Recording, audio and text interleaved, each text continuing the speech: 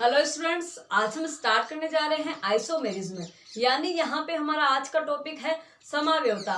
देखिए, बहुत ही ज़्यादा इम्पोर्टेंट टॉपिक है यहाँ पे समावयवता, क्योंकि इस टॉपिक से बहुत ज़्यादा क्वेश्चन आपके एग्जाम में पुटअप हो सकते हैं। यानी ये जो टॉपिक है वो आपके लिए बहुत ही ज़्यादा इम्पोर्टेंट होने वाला है, तो बस आप अच्छे से समझिएगा। तो देखिए, यहाँ पे सबसे पहले हम इस जो आइसोमेरिज्म यानी जो समावयवता वर्ड है इसका मीनिंग जानेंगे कि जो वर्ड होता है ये क्या है, क्या समावयवता होती है और कैसे हम इसे समझने वाले हैं। तो देखिए, यहाँ पे जो समावयवता होती है इसका जो मीनिंग होता है वो ये होता है कि it is phenomenon when two और more compounds possess the same molecular formula. यानी आपके यहाँ पे इम्पोर्टेंट बात आपको क्या ध्यान रखनी है, सेम मोलिकुलर फॉर्मूला। यानी आपको दो कंपाउंड दिए हुए हैं। क्या दिए हुए हैं? दो कंपाउंड। मान लीजिए मैंने एक कंपाउंड ये ले रखा है, एक कंपाउंड ये ले रखा है, तो अब आपको क्या इसमें बताना है कि डिफरेंट क्या है। तो देखिए, दोनों ही क्या है, मार्कर है। क्या है? दोनों मार्कर है। साइज भी क्या है, दोनों की सेम है, बट यहाँ पे डिफरेंट क्या हुआ, डिफरेंट यहाँ पे क्या है, कलर है। एक रेड है और एक क्या है, ब्लैक है। उसी प्रकार से समावयवता में क्या होता है, आपको दो कंपाउंड दिए हुए होंगे और वो कंपाउंड क्या होंगे, ऑर्गेनिक कंपाउंड होंगे, और उन कंपाउंड में आपको बताना है कि फाइनली इसमें डिफरेंट क्या है। तो वहां पे डिफरेंट क्या होगा, सब कुछ सेम होगा, मॉलिक्यूलर फॉर्मूला सेम होगा, बट वहां पे डिफरेंट क्या होगा। देखिए, डिफरेंट प्रॉपर्टीज, यानी यहाँ पे जो फिजिकल प्रॉपर्टीज और केमिकल प्रॉपर्टीज होंगी वो क्या होंगी, डिफरेंट होगी। यानी जैसे हमारा मार्कर है, ये कैसा है, रेड कलर का है मार्कर, बट जलता कैसा है, रेड कलर का। यानी यहाँ पे ये जो इसका फेनोमेना हो गया, ये क्या हो गया, इसकी कलर शो प्रॉपर्टी हो गई कि ये रेड ही चलेगा, और जो ब्लैक वाला है इसकी प्रॉपर्टी क्या हो गई, ये ब्लैक ही चलेगा, जबकि दोनों क्या है, मार्कर है। उसी प्रकार क्या हो गए, दो आपको ए और बी अलग अलग कंपाउंड दिए हुए होंगे। क्या दिए हुए होंगे, कंपाउंड दिए हुए होंगे, और ये कंपाउंड क्या करेंगे, सेम होंगे। क्या होंगे, सेम मोलिकुलर फॉर्मूला रखेंगे। सेम क्या रखेंगे, मोलिकुलर फॉर्मूला। बट यहाँ पे डिफरेंट क्या होने वाला है, प्रॉपर्टीज। क्या होने वाली, डिफरेंट प्रॉपर्टीज। तो आपको ध्यान रखना है, यहाँ पे डिफरेंट क्या होगी, प्रॉपर्टीज क्या होगी, डिफर होगी। यानी अलग अलग यहाँ पे क्या हो जाएगी, आपकी प्रॉपर्टीज हो जाएगी। ऐसे कंपाउंड को हम क्या बोलते हैं, आइसोमर्स बोलते हैं। क्या बोलते हैं, आइसोमर्स बोलते हैं। और इस फिनोमेना को हम क्या बोलते हैं, आइसोमरिज्म बोलते हैं। तो देखिए, आपको बहुत ही अच्छे तरीके से यहाँ पे समझ में आ गया कि जो आइसोमेरिज्म होता है वो क्या होता है, और जो ये फेनोमेना है वो किस प्रकार से यहाँ पे वर्क करने वाला है। तो देखिए, आपको यहाँ पे ये समझ में आ गया है। अब हम चलते हैं इसके एग्जाम्पल की तरफ।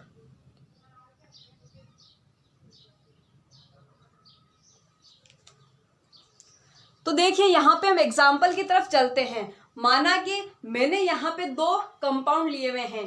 क्या ले लिए मैंने, यहाँ पे दो कंपाउंड। अब देखिए, वो दो कंपाउंड है, जो कोई भी दो कंपाउंड, जैसे आप सोच लीजिए मैंने प्रोपेनॉल लिया। क्या लिया मैंने, प्रोपेनॉल। तो देखिए, एग्जाम्पल लेते हैं कि हम कैसे डिसाइड करेंगे कि यहाँ पे कौन सा आइसोमेरिज्म हो रहा है। जैसे मान लीजिए मैंने प्रोपेनॉल लिया। अब आपको पता है प्रोपेनॉल क्या होता है, मेथ एथ प्रोप, और यहाँ पे क्या लगा दिया, ओच। ये क्या हो गया आपका, प्रोपेनॉल। अब आप ये मत पूछना कि आपने इसका नाम इतना इजी वे में कैसे लिख दिया, क्योंकि मैंने IUPAC का जो एक पूरा लेक्चर है वो मैंने आपको करवा रखा है। अगर किसी ने नहीं देखा है तो पिछले लेक्चर को प्लीज जाके देख के आइए। तो ये क्या हो गया आपका, प्रोपेनॉल। क्या हो गया, प्रोपेनॉल। ओके। अब देखिए, यहाँ पे प्रोपेनॉल का हमें क्या चाहिए, आइसोमर चाहिए। यानी जो मोलिकुलर फॉर्मूला होगा वो तो क्या होगा, इसी प्रकार का होगा, बट हमें यहाँ पे डिफरेंट क्या चाहिए, प्रॉपर्टी चाहिए। तो आप क्या करोगे, इस प्रोपेनॉल में कुछ ना कुछ चेंज कर दो। क्या कर दो, कुछ ना कुछ चेंज कर दो, तो वो आपका क्या बन जाएगा, आइसोमर बन जाएगा। जैसे मान लीजिए मैंने इस प्रोपेनॉल को इस प्रकार लिख दिया। देखिए, ये भी क्या है, एल्कोहल ही है, बट ये कौन सा एल्कोहल है, मेथ एथ प्रोप। क्या हो गया, प्रोप। अब देखिए, यहाँ पे 1 और 2 कार्बन पे क्या है, ओल है, तो ये क्या हो गया, प्रोपेन टू ओल। क्या हो गया, प्रोपेन टू ओल। जबकि ये क्या था, प्रोपेनॉल। देखिए, जब हमारे यहाँ पे नेमिंग में फर्क आ जाता है, देखिए नेमिंग में क्या आ रहा है, फर्क आ रहा है। जब भी आपके नेमिंग में फर्क आ जाए तो आप समझ लेना कि हाँ मैंने एकदम करेक्ट यहाँ पे आइसोमर ड्रॉ किया है। अब देखिए आइसोमर कैसे पहचानेंगे, अच्छे से देखिएगा। देखिए यहाँ पे क्या था, कार्बन था, ठीक है। अब देखिए यहाँ पे कितने हाइड्रोजन लगे हुए हैं, 3 हाइड्रोजन लगे हुए हैं। यहाँ पे क्या है, कार्बन, और कितने हाइड्रोजन लगे हुए हैं, 2 हाइड्रोजन लगे हुए हैं। यहाँ पे क्या है, कार्बन, और कितने हाइड्रोजन लगे हुए हैं, 2। अब आप जरा सोचिए, देखिए कार्बन कितने हो गए, 3। कितने कार्बन हो गए, 3। तो लिखिए C3, लिख दिया। हाइड्रोजन देखिए 1 2 3 4 5 6 7, यानी हाइड्रोजन 7 और 1 ये वाला, तो कितने हो गए, 8। यानी हाइड्रोजन हमारे पास यहाँ पे कितने हैं, 8 है। फिर देखिए ऑक्सीजन कितना है, 1। तो ये आपका क्या है, मॉलिक्यूलर फॉर्मूला। ये क्या है, मॉलिक्यूलर फॉर्मूला। क्या है, मॉलिक्यूलर फॉर्मूला। मैंने बोला ना सेम मॉलिक्यूलर फॉर्मूला, यानी हमें अब मॉलिक्यूलर फॉर्मूला समझना होगा कि मॉलिक्यूलर फॉर्मूला क्या होता है। तो आपने देखा कि C3 है, H8 है, और एक क्या है, ऑक्सीजन है। अब हम इसका मॉलिक्यूलर फॉर्मूला देखते हैं। देखिए यहाँ पे कार्बन है, यहाँ पे कार्बन है, यहाँ पे कार्बन है, यहाँ पे क्या है, 3 हाइड्रोजन है, और यहाँ पे भी क्या है, 3 हाइड्रोजन है। अब देखिए यहाँ पे कितना हाइड्रोजन है, 1 हाइड्रोजन है। तो देखिए 3 1 कितने हो गए, 4 और 3 कितना हो गया, 7 और एक हाइड्रोजन कितना हो गया, 8। यानी यहाँ पे हाइड्रोजन कितने हो गए, 8। कार्बन कितना है, 1 2 3, यानी कार्बन कितना है, 3। ऑक्सीजन कितना है, 1। तो देखिए ये भी C3H8O है, और ये भी C3H8O है। यानी आप देख सकते हैं कि यहाँ पे दोनों के दोनों जो मॉलिक्यूलर फॉर्मूला है वो क्या है, एकदम सेम है। पर जैसे ही हमने इनकी नेमिंग करी तो ये तो क्या हो गया, प्रोपेनॉल, जबकि ये क्या है, प्रोपेन टू ऑल। यानी यहाँ पे मॉलिक्यूलर फॉर्मूला सेम होते हुए भी यहाँ पे ये जो प्रॉपर्टीज होगी वो क्या हो गई, डिफरेंट हो गई। इस प्रकार हम इन्हें क्या बोल देते हैं, आइसोमर्स। तो आपको समझ में आ गया कि हम आइसोमर्स कैसे बोलते हैं, कैसे हम समावयवी बोलते हैं, कि समावयवी क्या होता है। तो ये दोनों आपस में क्या होंगे, समावयवी होंगे, यानी ये दोनों आपस में क्या है, आइसोमर्स हैं। क्या है, आइसोमर्स। तो देखिए इस प्रकार आपने बहुत ही इजी वे में आइसोमर्स को समझ लिया। अब आपके दिमाग में हेडेक नहीं होना चाहिए कि आइसोमर क्या होता है, कैसे हम इसे क्वेश्चन सोल्व करेंगे, कैसे हमें यहाँ पे ऐसी जो प्रॉब्लम आएगी उन्हें सोल्व करना है। कुछ नहीं करना है, चुपचाप मॉलिक्यूलर फॉर्मूला देखना, C3H8O जो भी आपको दिया हुआ है उसका मॉलिक्यूलर फॉर्मूला देखना क्या सेम है या नहीं है। फर्स्ट कंडीशन यही है कि मॉलिक्यूलर फॉर्मूला हमारा सेम आ रहा है या नहीं आ रहा है। उसके बाद में हमें क्या करना है, उसमें कहीं ना कहीं ऐसा एक अरेंजमेंट करो कि वो जो पहले वाला है उसकी तुलना में क्या हो जाए, डिफर हो जाए, वही आपका क्या हो जाएगा, यहाँ पे आइसोमर हो जाएगा। तो बहुत ही इजी है आइसोमर, किसी प्रकार से आपको यहाँ पे घबराने की जरूरत नहीं है। तो देखिए बहुत ही इजी वे में आपने आइसोमर को समझ लिया। तो देखिए स्टूडेंट्स, अब हम यहाँ पे समझने वाले हैं टाइप ऑफ आइसोमेरिज्म, यानी यहाँ पे हम देखने वाले हैं कि कितने प्रकार की जो समावयवता होती है वो कितने टाइप की यहाँ पे हो सकती है, क्या क्या पॉसिबिलिटीज है। तो देखिए यहाँ पे हम देख रहे हैं टाइप ऑफ आइसोमेरिज्म। तो देखिए यहाँ पे जो आइसोमेरिज्म यानी जो आपकी समावयवता होगी वो 2 टाइप की हो जाएगी। कितने टाइप की हो जाएगी, यहाँ पे 2 टाइप की हो जाएगी। एक होता है आपका यहाँ पे स्ट्रक्चरल आइसोमर और एक होता है स्टीरियो आइसोमर। यानी आपकी जो समावयवता है वो कितने टाइप की हो जाएगी, यहाँ पे 2 टाइप की हो जाएगी। कितने टाइप की है, 2 टाइप की। फर्स्ट क्या है, स्ट्रक्चरल,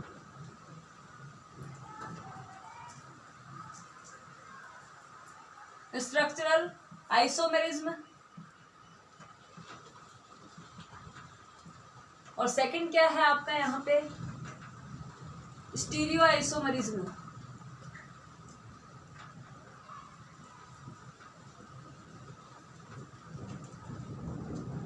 देखिए जो स्ट्रक्चरल आइसोमेरिज्म होता है और जो यहाँ पे स्टीरियो आइसोमेरिज्म होता है, ये दोनों आपस में क्या है, बहुत ही अलग बातें हैं।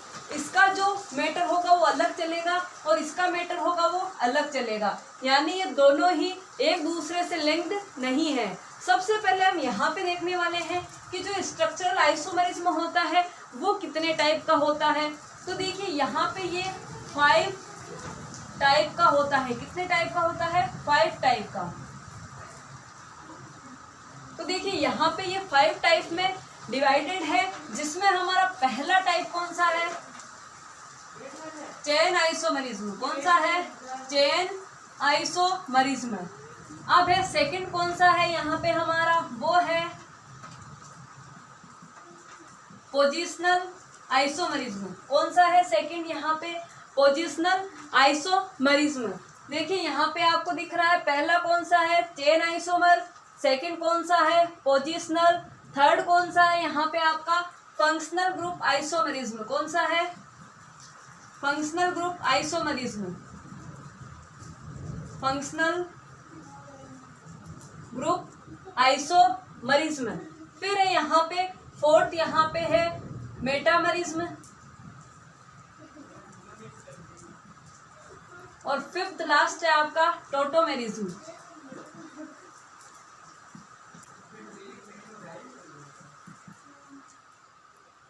तो देखिए समझ में आ रहा है आपको कितने टाइप है यहाँ पे? 5 टाइप है। फर्स्ट हो गया chain isomerism, second position, third functional, fourth यहाँ पे मेटामेरिज्म एंड फिफ्थ हो गया यहाँ पे टोटोमेरिज्म। तो देखिए यहाँ पे हम डिटेल में इन सब की बात करेंगे कि चेन क्या होता है, पोजिशनल क्या होता है, फंक्शनल क्या होता है, मेटामेरिज्म क्या होता है और टोटोमेरिज्म क्या होता है। तो देखिए यहाँ पे सबसे पहले हम इसका मीनिंग जानते हैं कि स्ट्रक्चरल आइसोमेरिज्म का मीनिंग क्या होता है। तो देखिए स्ट्रक्चरल आइसोमेरिज्म को बोलते हैं हम संरचनात्मक समावयवी। क्या बोलते हैं? संरचनात्मक समावयवी। और इसे बोलते हैं हम त्रिविम समावयवी। क्या बोलते हैं? त्रिविम समावयवी। तो इस प्रकार आपको ये समझ में आ गया। अब देखिए जो स्ट्रक्चरल क्या होता है वो हमें जानना है। देखिए जो संरचनात्मक होता है, इसके नेम से ही आपको पता चल रहा है। देखिए संरचनात्मक यानी यहाँ पे क्या होगा? मॉलिक्यूलर फॉर्मूला तो सेम होगा। जो हमारी यहाँ पे डेफिनेशन चल रही थी कि मॉलिक्यूलर फॉर्मूला क्या होगा? सेम। तो वो तो यहाँ पे भी होगा। क्या होगा? मॉलिक्यूलर फॉर्मूला आपका क्या होगा? सेम होगा। बट यहाँ पे डिफरेंट क्या होगा?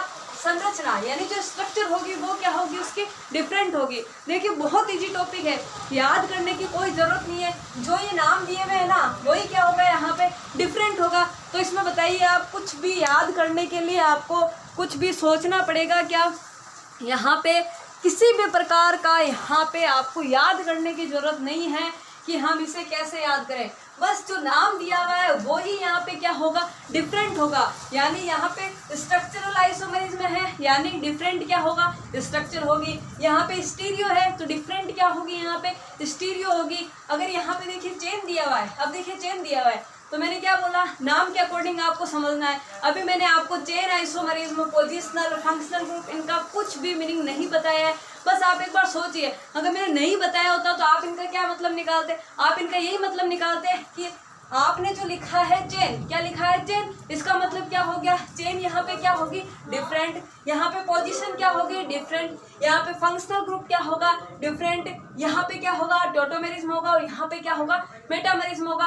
बस ये दो क्या है? थोड़े समझने वाले हैं। बाकी इन तीनों का मीनिंग क्या है? एकदम सेम है कि यहाँ पे चेन क्या होगी? डिफरेंट, पोजिशन डिफरेंट और फंक्शनल ग्रुप डिफरेंट। तो देखिए इस प्रकार हम स्टार्ट करते हैं सबसे पहले चेन आइसोमेरिज्म।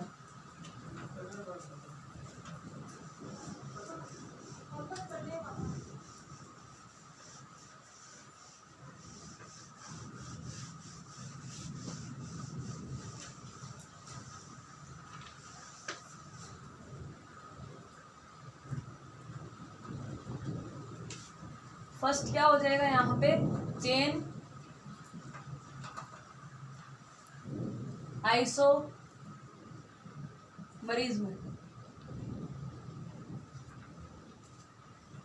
यानी श्रृंखला समावयवता।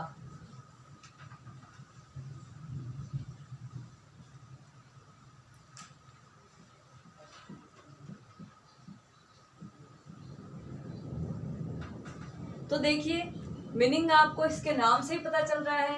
यानी सेम तो क्या होगा? Molecular formula. सेम क्या होगा? मॉलिक्यूलर फॉर्मूला, बट डिफरेंट क्या होगा यहाँ पे, चेन। तो डिफर क्या होगा, चेन। तो डिफरेंट क्या हो गई यहाँ पे, चेन हो गई। तो इस प्रकार ये क्या हो गया, चेन आइसोमरिज्म हो गया। अब देखिए यहाँ पे हम समझते हैं चेन आइसोमरिज्म को एग्जाम्पल से। तो देखिए आप कुछ ऐसे एग्जाम्पल सोचिए जहां पे चेन क्या हो जाए, डिफरेंट हो जाए। तो देखिए यहाँ पे हम पहला एग्जाम्पल ले लेते हैं हेक्सेन। तो देखिए हेक्सेन कुछ इस प्रकार से ड्रॉ कर दिया, यानी यहाँ पे ये क्या हो गया, C6H14, ये क्या हो गया, अनहेक्सेन। क्या हो गया, अनहेक्सेन। समझ में आ गया आपको क्या हो गया, ये अनहेक्सेन कितने कार्बन हो गए, 1 2 3 4 5 एंड ये 6। तो ये क्या हो गया आपका अनहेक्सेन, यानी 6 कार्बन हो गए। और इसका नामकरण मैंने आपको पहले ही बता दिया था। अब देखिए यहाँ पे इसका आपको क्या ड्रॉ करना है, आइसोमर ड्रॉ करना है। यानी यहाँ पे मॉलिक्यूलर फॉर्मूला है वो C6H14 ही रखना है, बट ये जो स्ट्रक्चर है इसको क्या करना है, यहाँ पे डिफरेंट करना है। तो देखिए किस प्रकार करेंगे, अगर मैं इस स्ट्रक्चर को कुछ इस प्रकार ड्रॉ कर दूं, तो देखिए यहाँ पे कितने कार्बन हो गए, 5। कितने हो गए, 5 कार्बन हो गए। अगर मुझे 6 कार्बन लगाना है तो वो मैंने 6 नंबर का कार्बन यहाँ पे लगा दिया। यानी अब यहाँ पे कार्बन कितने हो गए, 1 2 3 4 5 6, यानी ये क्या हो गया, C6 हो गया। अब देखिए यहाँ पे हाइड्रोजन कितने हैं, 3 2 कितने हो गए, 5 5 और 1 कितना हो गया, 6 7 8 9 10 11 12 13 14, यानी क्या हो गया, C6H14। देखिए मॉलिक्यूलर फॉर्मूला क्या हो गया यहाँ पे, सेम। मॉलिक्यूलर फॉर्मूला क्या है यहाँ पे, सेम है। बट अनहेक्सेन से ये क्या बन गया, देखिए क्या नाम हो गया इसका, ये क्या हो गया, मेथिल। क्या हो गया, मेथिल कितने नंबर पे है, 3 नंबर पे है। तो क्या हो गया, 3 मेथिल मेथेप्रोब्यूटेंट, तो क्या हो गया, पेंटेन। तो यानी यहाँ पे देखिए नेमिंग क्या हो गई, डिफरेंट। मैंने आपको यही बताया था कि आइसोमर को पहचानने का इजी वे क्या है, नेमिंग। देखिए जहाँ कहीं भी आपको नेमिंग है जो डिफरेंट मिल जाए तो आप समझ लीजिएगा कि वो 101% क्या हो गया, यहाँ पे आइसोमर हो गया। तो देखिए इसकी नेमिंग क्या है, अनहेक्सेन, और इसकी नेमिंग क्या है, 3 मेथिल पेंटेन। यानी नेमिंग क्या हो गई, डिफरेंट हो गई। लेकिन मॉलिक्यूलर फॉर्मूला देखिए ये भी सेम है, ये भी सेम है। देखिए डिफरेंट क्या है, स्ट्रक्चर। ये इसकी स्ट्रक्चर थी और ये क्या हो गई अब इसकी स्ट्रक्चर, दोनों क्या हो गई यहाँ पे, डिफरेंट हो गए। इस प्रकार हमने यहाँ पे इसे क्या बोला है, चेन आइसोमरिज्म। डिफरेंट क्या हुआ है उसके अकॉर्डिंग बोला है। यहाँ पे डिफरेंट क्या हुआ है, चेन डिफरेंट हुई है, इसलिए हमने इसे क्या बोला है, चेन आइसोमरिज्म। तो बस चेन आइसोमरिज्म में कुछ ध्यान नहीं रखना है, बस यही बोलना है क्या डिफरेंट होगा, चेन डिफरेंट होगी। सेम क्या होगा, मॉलिक्यूलर फॉर्मूला सेम होगा। और ये जो चेन आइसोमरिज्म है वो किसका टाइप है, स्ट्रक्चरल आइसोमरिज्म का ये टाइप है। और इसका एग्जाम्पल हम कुछ इस प्रकार से ले सकते हैं। तो यहाँ पे हमारा चेन आइसोमरिज्म जो टॉपिक है वो हो जाता है कंप्लीट, और बहुत ही अच्छे वे में मैंने आपको समझाया है। तो आप बस ये ध्यान रखना कि चेन क्या होनी चाहिए, डिफरेंट होनी चाहिए। अब हम यहाँ पे लेंगे सेकेंड एग्जाम्पल लेंगे जो है हमारा पोजिशनल आइसोमरिज्म।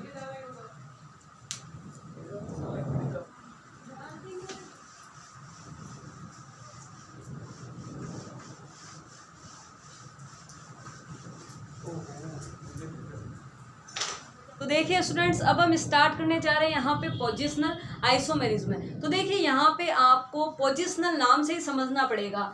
आप सोचिए जरा, पोजिशनल से आप क्या मीनिंग समझ सकते हो। यानी यहाँ पे हमारा सेकंड क्या है, पोजिशनल आइसोमेरिज्म। क्या है, पोजिशनल आइसोमेरिज्म। यानी आपको यहाँ पे मीनिंग अपने दिमाग में सोचना पड़ेगा कि पोजीशन, यहाँ पे पोजीशन क्या होगी, डिफरेंट। तो यहाँ पे हम अगर डेफिनेशन लिखेंगे तो क्या लिखेंगे, सेम। क्या लिखेंगे, मॉलिक्यूलर फॉर्मूला। क्या लिखेंगे, same molecular formula, but different क्या होगी पोजीशन। तो लिख लीजिए आप यहाँ पे डिफरेंट क्या होगी यहाँ पे आपकी पोजीशन। अब यहाँ पे जो डिफरेंट पोजीशन होगी वो किसी भी फंक्शनल ग्रुप की हो सकती है, यानी आप यहाँ पे OH ले लीजिए, डबल बॉन्ड ले लीजिए, किसी भी प्रकार का आप यहाँ पे सब्स्टिट्यूएंट्स लगा सकते हैं, कुछ भी लगा लीजिए, बस उसकी पोजीशन क्या होनी चाहिए, डिफरेंट होनी चाहिए। तो आपको यहाँ पे समझ में आ गया।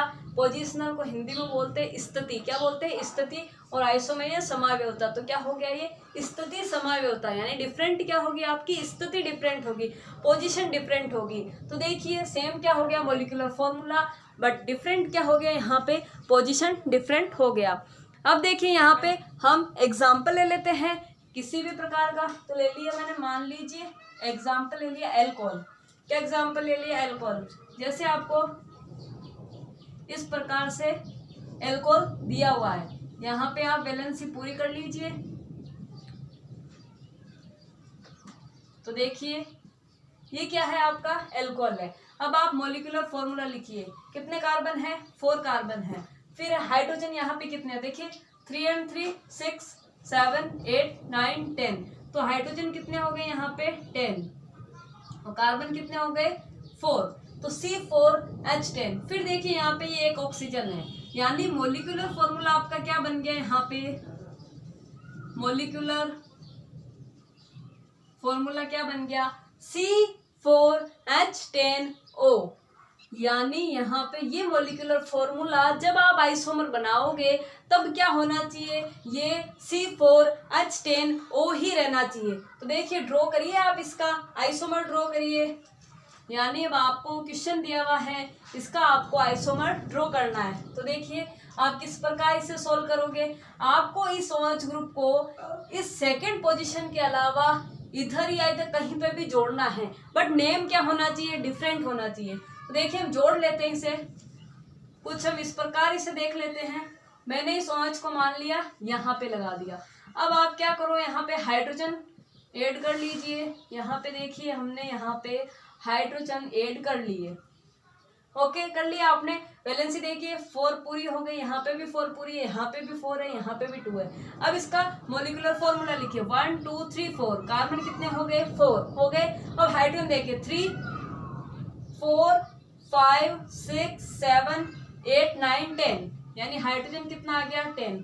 फिर क्या है ऑक्सीजन कितना है 1। तो देखिए ये रहा आपका मॉलिक्यूलर फॉर्मूला, और यहाँ पे भी क्या है ये रहा आपका मॉलिक्यूलर फॉर्मूला। तो बताइए मॉलिक्यूलर फॉर्मूले की जो फर्स्ट कंडीशन थी सेम होना, वो क्या हो गया यहाँ पे आपका एकदम करेक्ट है। मॉलिक्यूलर फॉर्मूला क्या हो गया सेम, फर्स्ट कंडीशन फुलफिल है। अब सेकंड कंडीशन क्या होनी चाहिए, पोजीशन डिफरेंट होनी चाहिए। यहाँ पे देखिए ये जो OH है वो क्या आ रहा था फर्स्ट सेकंड थर्ड फोर्थ, कौन सी पोजीशन पे आ रहा था सेकंड पोजीशन पे आ रहा था। बट यहाँ पे देखिए 1 2 3 4 कौन सी पोजीशन पे आ रहा है फर्स्ट पोजीशन पे आ रहा है। यानी आपने इस OH ग्रुप की जो पोजीशन है वो सेकंड से हटा के फर्स्ट कर दी, यानी इसकी आपने पोजीशन क्या कर दी डिफरेंट कर दी। बट मॉलिक्यूलर फॉर्मूला क्या था वो का वही था, यानी यहाँ पे सेम मॉलिक्यूलर फॉर्मूला भी अपना है। तो ये क्या हो गया आपका एक प्रकार का आइसोमर हो गया। इस प्रकार आपको क्या करना है आइसोमर देखना है। अब कुछ विद्यार्थियों के दिमाग में ये बात होती है कि जैसे हमने OH यहाँ लगाया वैसे एक हम OH यहाँ पे भी लगा सकते हैं, एक हम OH यहाँ पे भी लगा सकते हैं, यानी यहाँ पे 4 आइसोमर पॉसिबल हो सकते हैं। पर आप जरा सोचिए अगर ये मैंने OH यहाँ लगाया होता तो क्या ये सही बात होती, लगा के देख लीजिए आप CH3 मुझे ये यहाँ लगाना है, CH2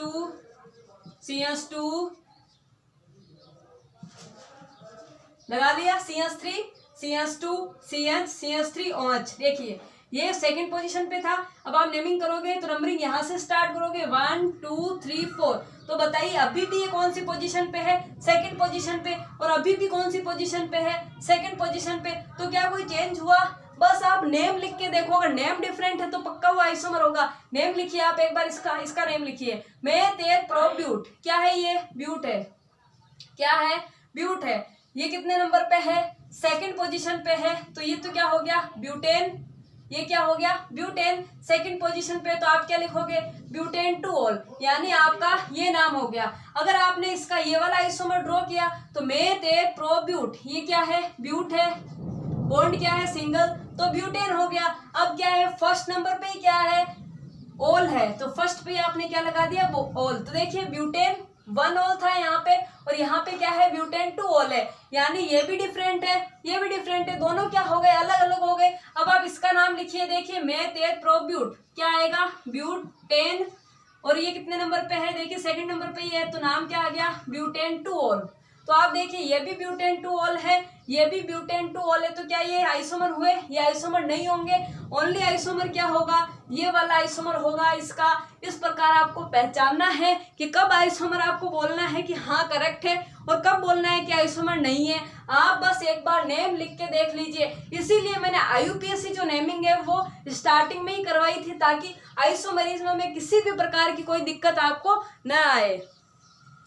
तो यहाँ पे आप देख सकते हैं कि आप पोजिशनल आइसोमरिज्म को किस प्रकार से यहाँ पे डिफाइन कर सकते हैं। बस कुछ नहीं करना है, आपको देखना है कि जो फंक्शनल ग्रुप हैं उनका जो पोजीशन होगा वो आपको क्या करना है चेंज करना है। अब फंक्शनल ग्रुप का पोजीशन है वो किस प्रकार से चेंज करना है वो मैंने आपको बता दिया। अब साथ ही दिमाग में बात आ रही है फंक्शनल ग्रुप क्या होता है, तो फंक्शनल ग्रुप का जो लेक्चर है मैंने पहले ही बना दिया कि फंक्शनल ग्रुप किस टाइप के होते हैं और फंक्शनल ग्रुप कौन से होते हैं, वो सब मैंने आपको बता दिया था। तो आप मेरे पहले के वीडियो को जाके देख सकते हैं अगर आपको फंक्शनल ग्रुप को इन डिटेल पढ़ना हो तो इस प्रकार यहाँ पे आज के लेक्चर में हमने देखा चेन आइसोमरिज्म क्या होता है और पोजिशनल आइसोमरिज्म क्या होता है। अब हम नेक्स्ट लेक्चर में यहाँ पे देखने वाले होंगे कि यहाँ पे हमारा जो मेटामरिज्म होता है वो क्या होता है, टोटोमरिज्म क्या होता है। इस प्रकार हम यहाँ पे देखेंगे फंक्शनल ग्रुप आइसोमरिज्म क्या होता है, कैसे हम फंक्शनल ग्रुप आइसोमरिज्म को यहाँ पे डिफाइन करेंगे, यानी यहाँ पे इन डिटेल हम आइसोमरिज्म को और आगे पढ़ने वाले हैं। अगर हमारा वीडियो अच्छा लगे तो हमारे वीडियो को लाइक एंड शेयर जरूर करिएगा। धन्यवाद।